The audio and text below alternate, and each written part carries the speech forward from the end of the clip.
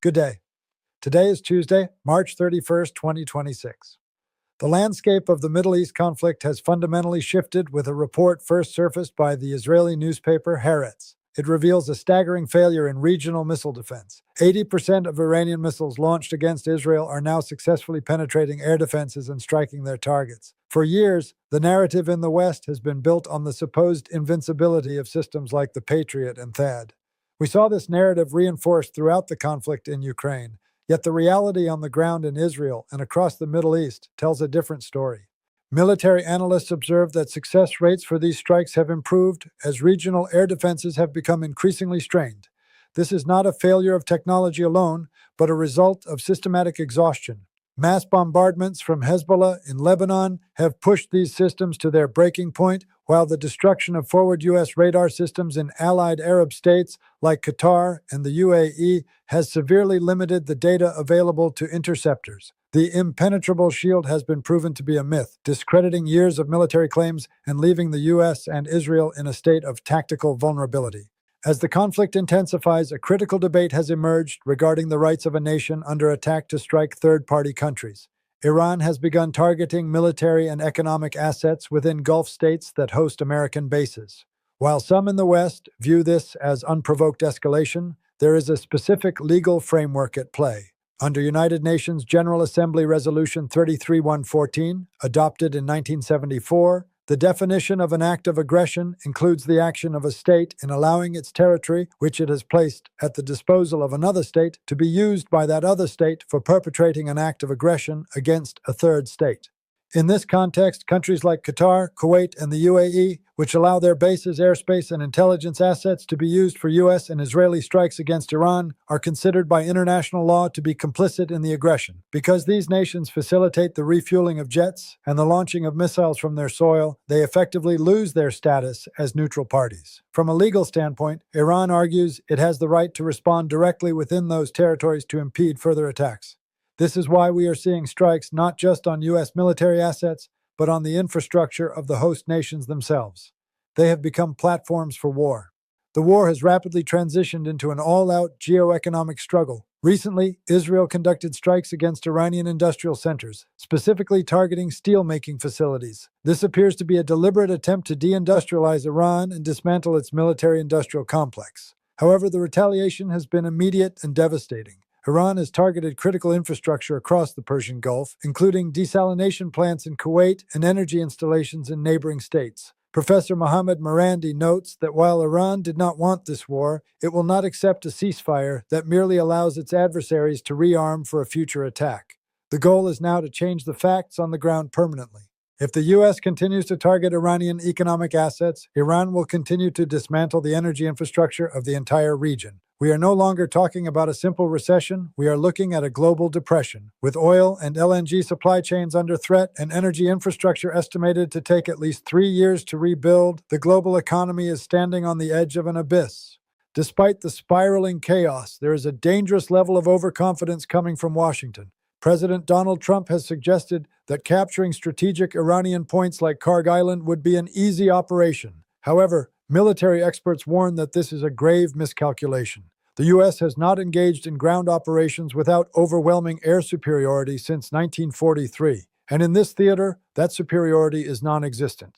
If American forces attempt to land on Iranian shores or occupy strategic islands, they will face a saturation of thousands of drones and missiles launched from deep inside Iranian territory. The logistics of an invasion are equally daunting. Unlike the flat terrain of Iraq, the Iranian shore is mountainous and ideal for guerrilla warfare, making the sustainment of any invading force nearly impossible.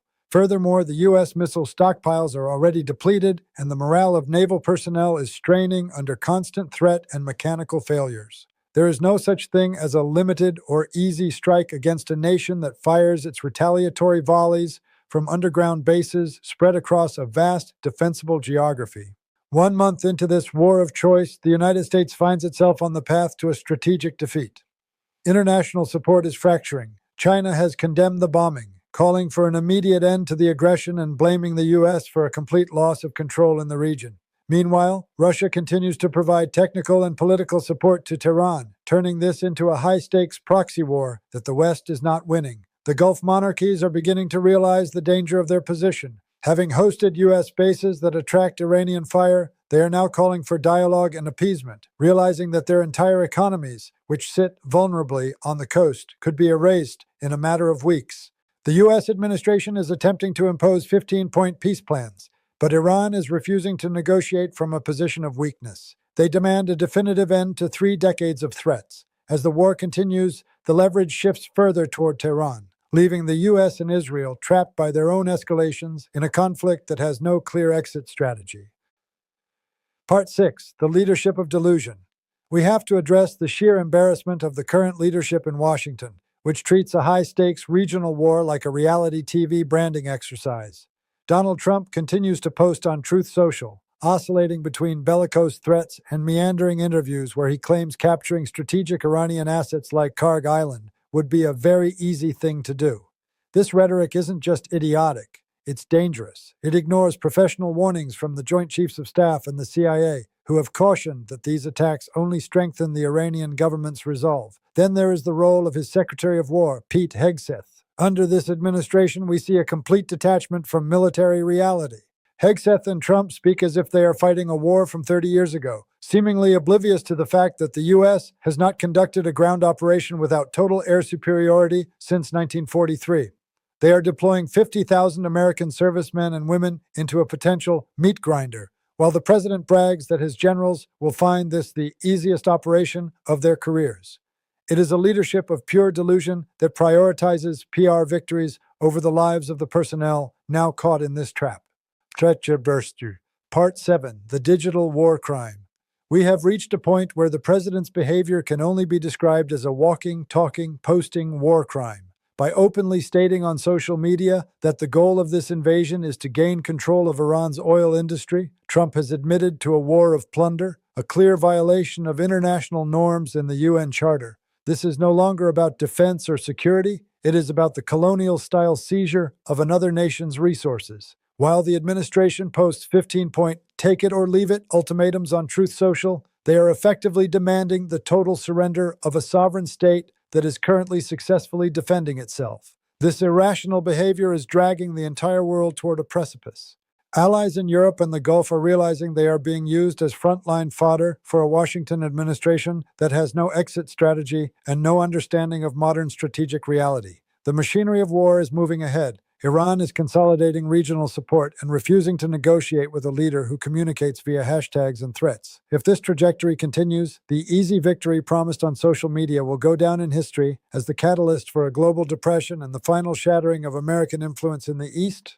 If the politicians are delusional, the talking heads we see parading across our TV screens are even worse. We are being subjected to a daily procession of retired generals and admirals who have been transformed into polished media products. These men are either completely divorced from the reality of modern peer-to-peer conflict, or they are bought and paid for by the very defense contractors and think tanks that profit from an endless state of war. They sit in climate-controlled studios, moving digital icons across maps, promising that superior American technology will carry the day. But let's be brutally honest, we are listening to a generation of generals who have never actually won a war. From the jungles of Vietnam to the mountains of Afghanistan and the disasters in Iraq, the record of the last 80 years is one of strategic failure disguised by tactical bravado. They have mastered the art of the PowerPoint presentation and the bureaucratic promotion, but they have forgotten, or perhaps never knew, how to achieve a definitive victory against a motivated, well-armed adversary. To hear them talk now about an easy campaign against Iran is to listen to a group of men who have failed their way to the top and are now eager to gamble with the lives of a new generation.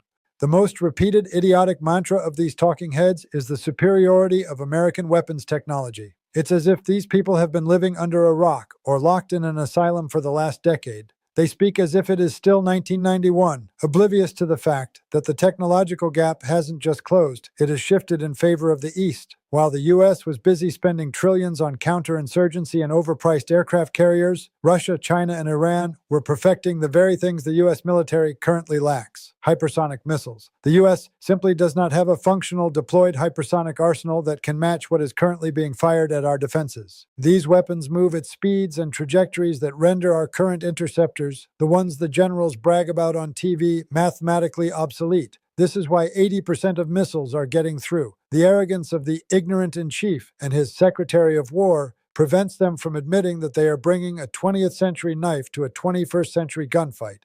President Eisenhower, the last competent American general, acknowledged that the victory in the Second World War was a collective effort led largely by the Soviet Union. If we can't even be honest about our history, we have no hope of surviving a future defined by technologies we were too arrogant to develop. Please subscribe, like, and share. Your comments are always welcome. Thank you for watching. Have a good day. Before closing, I cannot in good conscience not talk about the fact that there is a final, uncomfortable truth we must confront regarding the modern U.S. military.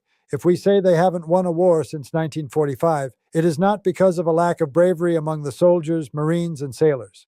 The American service member remains as courageous as any in history. The failure lies entirely with an incompetent military and political leadership that has allowed the armed forces to be transformed into little more than a global mercenary force. The U.S. military is no longer used to defend the American people or the American homeland. It is used as a mercenary force sent to fight wherever the money masters of America demand.